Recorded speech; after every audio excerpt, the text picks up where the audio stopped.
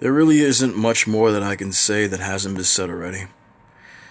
You make your own bed and you die in it. I mean, that's it.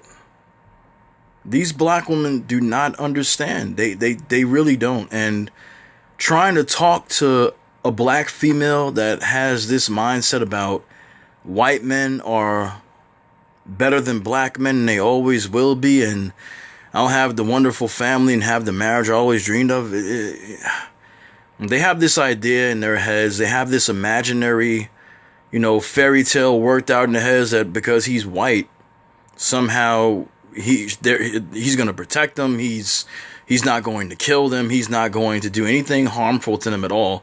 But time and time again, it has been proven that you can see in these relationships with these black women getting involved with these types of men, that these men will not only murder them, but they'll murder the children that they had with that black woman.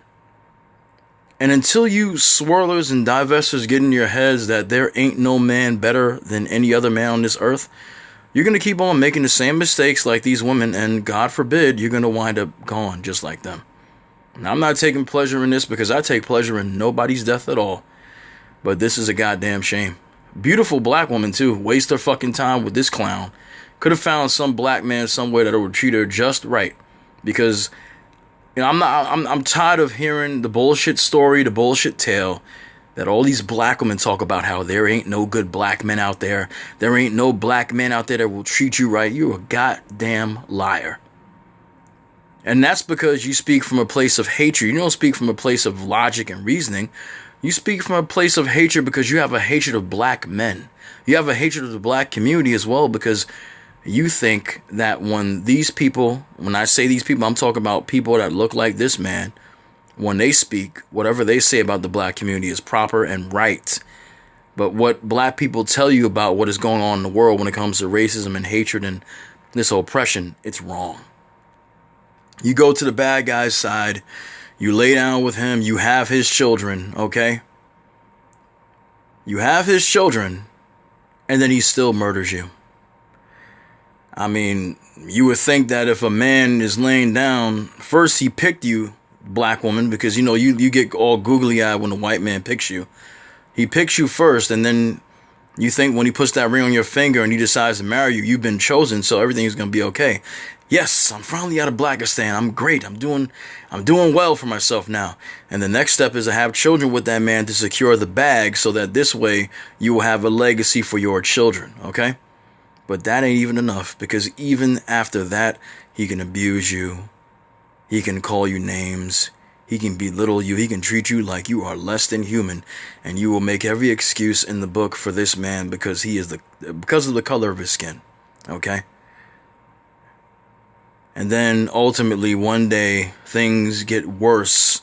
You get into an argument, or you want to leave him because you're tired of the abuse that you're getting mentally and physically, emotionally.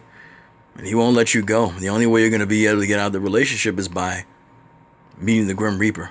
Let's put it that way.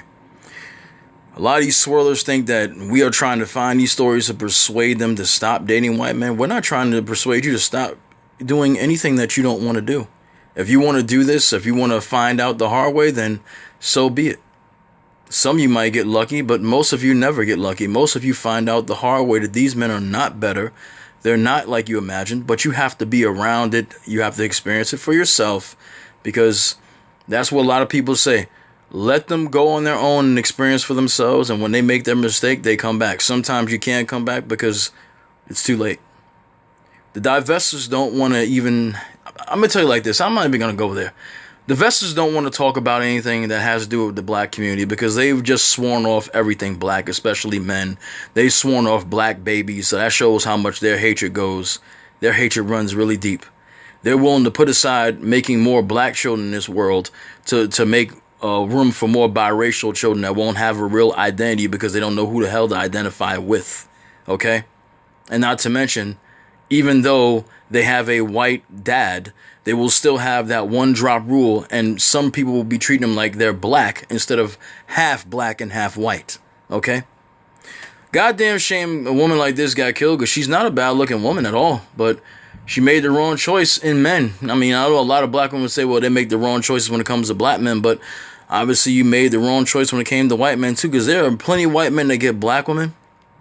And these black women talk about they need to vet all men. You don't vet no white man. All y'all do is go to the next white man that chooses you, because you feel so empowered when that white man says good things to you and tells you you're beautiful and this and that. You get googly-eyed, you get misty-eyed. All it takes is for a white man to walk up to you and tell you that you're beautiful and he wants to go out with you, and you don't even play hard to get like you do with some of these brothers out here. You will jump at the chance to be with this type of man. And then in the end, you wind up losing because he kills you, because you get into an argument, or you want to leave him because you've seen his true face. He's shown you bullshit to get you, but then you see his real face. You see how he really acts and really behaves towards you when you get into a relationship or a marriage with him. And then you don't want to be dealing with that anymore, because you're like, you know what? I won't do shit with black men, but I'd rather, try to get out of this relationship and maybe start with a black man again, or just get out of the relationship period and go with another man, whether he be white or what have you. But this particular white man doesn't want to let you go. He winds up murdering you, taking your life. Goddamn shame. And I'm not saying any names in this commentary, but it's a damn shame. My sympathies and condolences to the woman's family. I'll say that much. I'm not taking any pleasure in her death, because I don't take pleasure in people's death, like I said. It's just a goddamn shame. These swirlers just think that these men are the best in the world. They don't think these men are capable of doing anything, despite all the stories you see out there with these men murdering black women, okay? Murdering their black children, their biracial children. These men can do no wrong in the eyes of the divester or the eyes of a swirler, because the swirlers are blinded by foolishness. They're blinded by stupidity.